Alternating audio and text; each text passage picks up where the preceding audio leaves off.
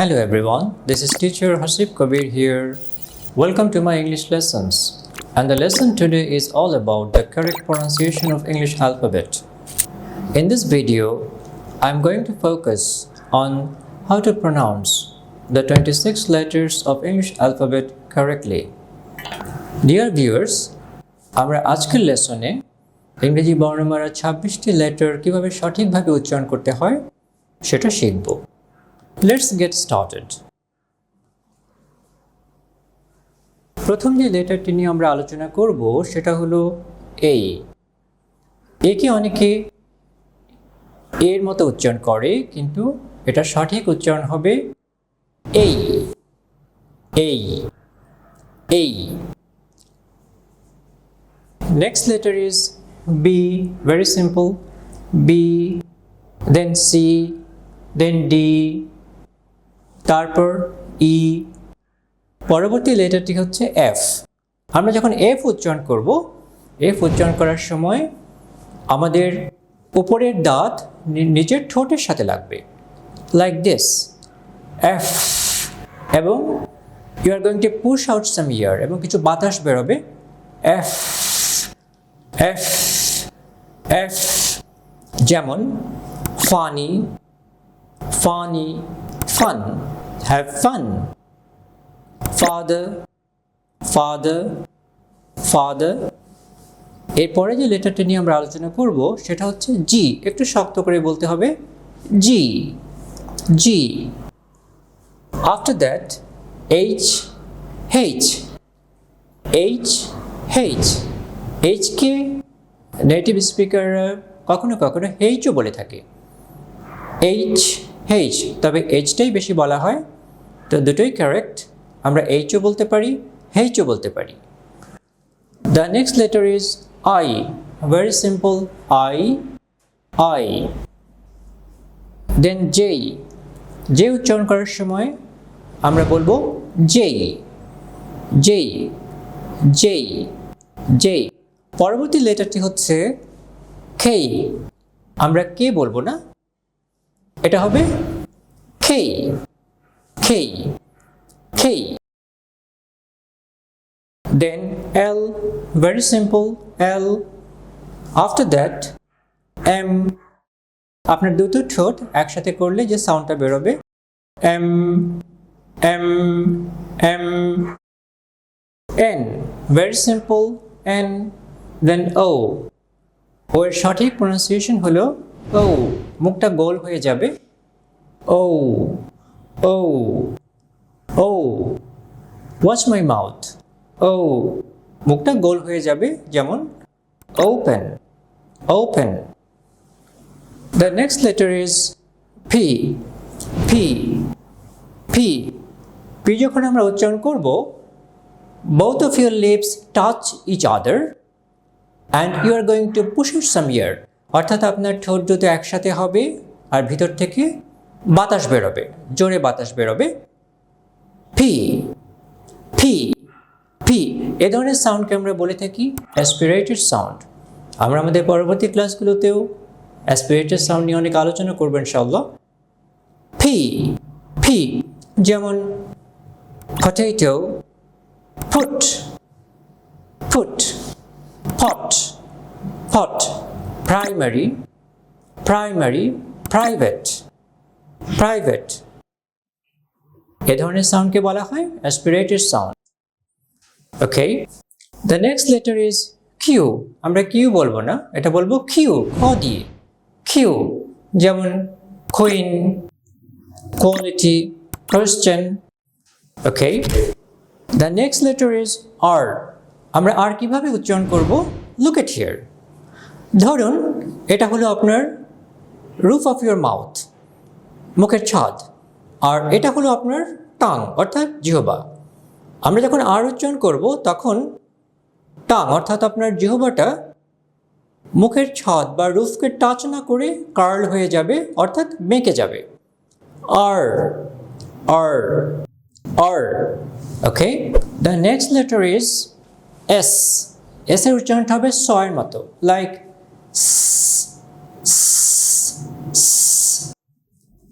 এখন আমরা যে লেটারটা নিয়ে আলোচনা করছি সেটা হলো টি। টি এর সঠিক উচ্চারণ হলো টি, অর্থাৎ ঠ দিয়ে বলতে হবে।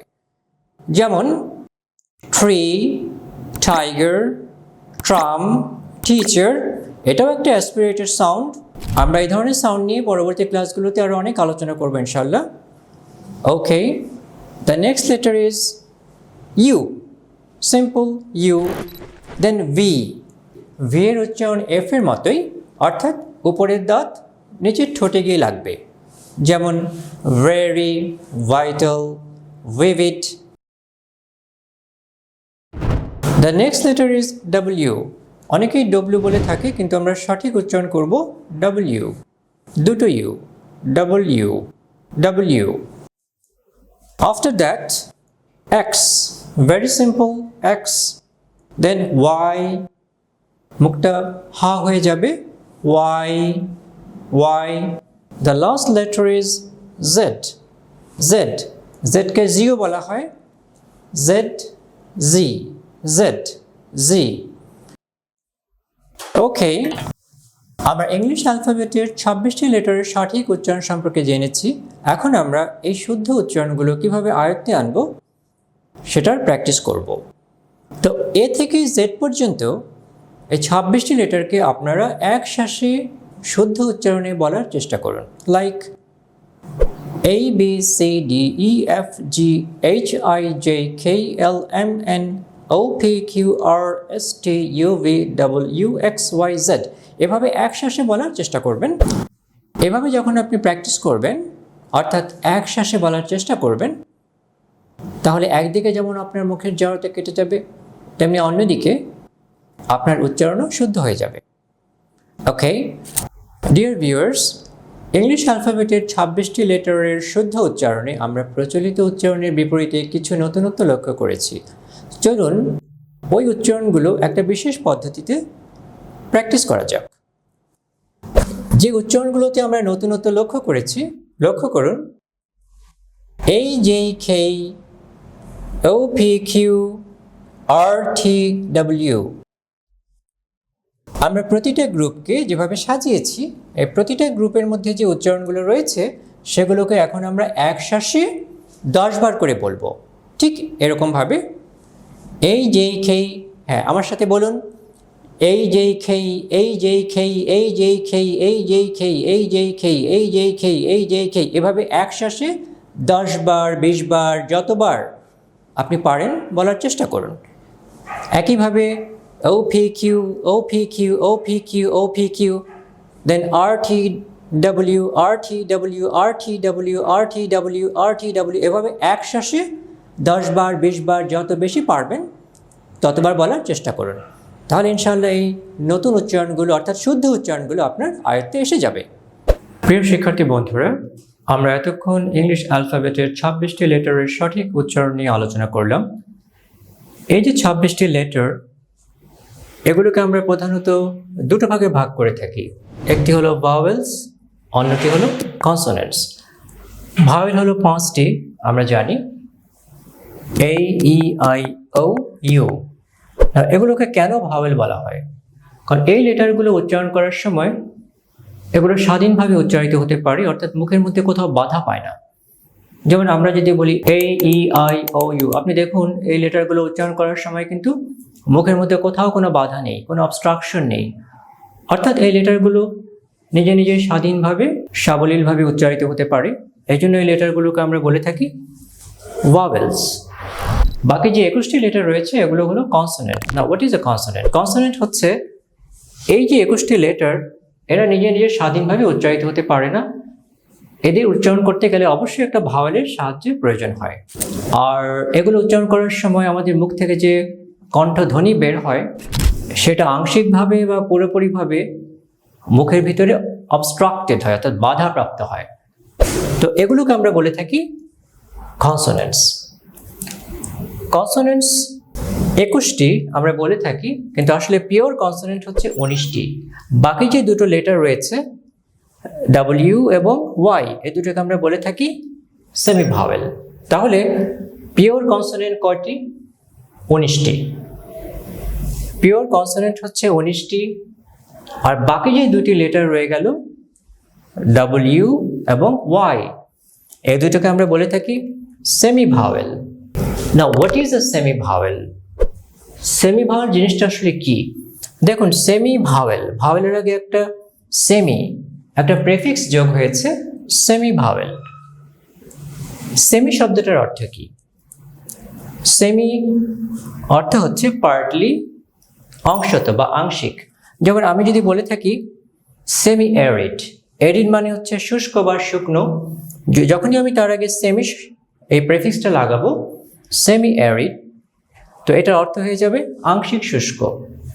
অনুরূপভাবে আপনি যদি বলে থাকেন সেমি কুকড, এটার মানে হবে আংশিক রান্না বা আধা রান্না। তো সেমি ভাওয়েল বলা হয় ডাব্লিউ এবং ওয়াইকে কেন? যেহেতু এগুলো পুরোপুরিভাবে ভাওয়েলও নয় আবার কনসোনেন্টও নয়। এরা কখনো কখনো ভাওয়েলের মতো উচ্চারিত হয়, আবার কখনো কখনো কনসোনেন্টের মতো উচ্চারণ হয়। নাও ডাব্লিউ এবং ওয়াই কখন ভাওয়েলের মতো উচ্চারণ হবে? লক্ষ্য করুন, যখন ডাব্লিউ এবং ওয়াই শব্দের শেষে বা শব্দের মধ্যে থাকবে তখন এগুলো ভাওয়েলের মতো উচ্চারিত হবে। যেমন ধরুন মাই, মাই, এখানে লক্ষ্য করুন একটা আই সাউন্ড আসছে, আই ভাওয়েল সাউন্ড, শব্দের শেষে কি আছে? ওয়াই, মাই। অনুরূপভাবে দেখুন ফ্লাই, ওয়াই কোথায় আছে? শব্দের শেষে, একটা আই সাউন্ড পাওয়া যাচ্ছে, সেটা হচ্ছে ভাওয়েল সাউন্ড। আবার দেখুন টাউন, এখানে দেখুন শব্দের মধ্যে, শব্দের মধ্যে ডাব্লিউ, শব্দের মধ্যে ডাব্লিউ এসে গেছে, একটা আউ সাউন্ড বেরোচ্ছে। টাউন, আউ, টাউন, একটা আউ সাউন্ড আসছে, এই আউ এটাও একটা ভাওয়েল সাউন্ড। ওকে, এখানে দেখুন শব্দের শেষে নাও, একটা একটা আউ সাউন্ড বেরোচ্ছে, নাও। তাহলে আমরা দেখতে পাচ্ছি শব্দের শেষে বা শব্দের মধ্যখানে ডাব্লিউ এবং ওয়াই এসে ভাওয়েলের মতো উচ্চারিত হচ্ছে। আবার দেখুন এরা কখন কনসোনেন্ট হিসেবে ব্যবহৃত হচ্ছে বা কখন এরা কনসোনেন্ট হিসেবে উচ্চারিত হচ্ছে। লক্ষ্য করুন, ডাব্লিউ যখন কনসোনেন্ট হিসেবে উচ্চারিত হয় এটা উচ্চারণ কি? ওয়া। আর ওয়াই যখন কনসোনেন্ট হিসেবে উচ্চারিত হয় এটা উচ্চারণ হলো ইয়া। লক্ষ্য করুন, আমরা যখন শব্দের প্রথমে এই ওয়া এবং ইয়া অর্থাৎ ডাব্লিউ এবং ওয়াইকে ব্যবহার করি তখন সেগুলো কিসের মতো উচ্চারিত হবে? কনসোনেন্টের মতো। যেমন ধরুন এখানে ওয়াই, ডাব্লিউ আছে, ডাব্লিউ আছে শব্দের প্রথমে, ওয়াই একটা ওয়া সাউন্ড ধারণ করছে যেটা একটা কনসোনেন্ট সাউন্ড। আবার এখানে দেখুন ওয়াক, ওয়ান্ট, ওয়াচ, প্রতিটা শব্দের মধ্যেই কিন্তু আমরা দেখতে পাচ্ছি ডাব্লিউ শব্দের প্রথমে এসে একটা ওয়া সাউন্ড ধারণ করছে, ওয়া। তার মানে এটা কিসের মতো উচ্চারিত হচ্ছে? কনসোনেন্টের মতো উচ্চারিত হচ্ছে। তাহলে দেখা গেল ডাব্লিউ শব্দের প্রথমে এসে একটা ওয়া সাউন্ড ধারণ করে কনসোনেন্টের মতো উচ্চারিত হচ্ছে। আবার এখানে দেখুন ওয়াই, ইয়া সাউন্ড শব্দের প্রথমে এসছে, দেখুন ইয়ার, এখানে একটা ইয়া সাউন্ড পাওয়া যাচ্ছে।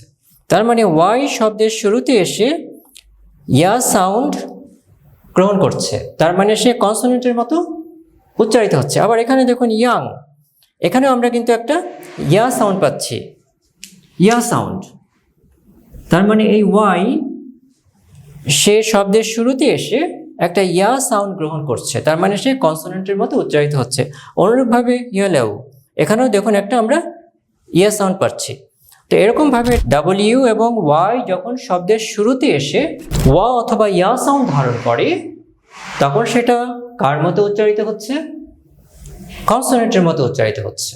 তার মানে আমরা দেখতে পাচ্ছি শব্দের মধ্যে অবস্থান অনুযায়ী ডাব্লিউ এবং ওয়াই কখনো কখনো ভাওয়েলের মতো উচ্চারিত হচ্ছে, আবার কখনো কখনো কনসোনেন্টের মতো উচ্চারিত হচ্ছে।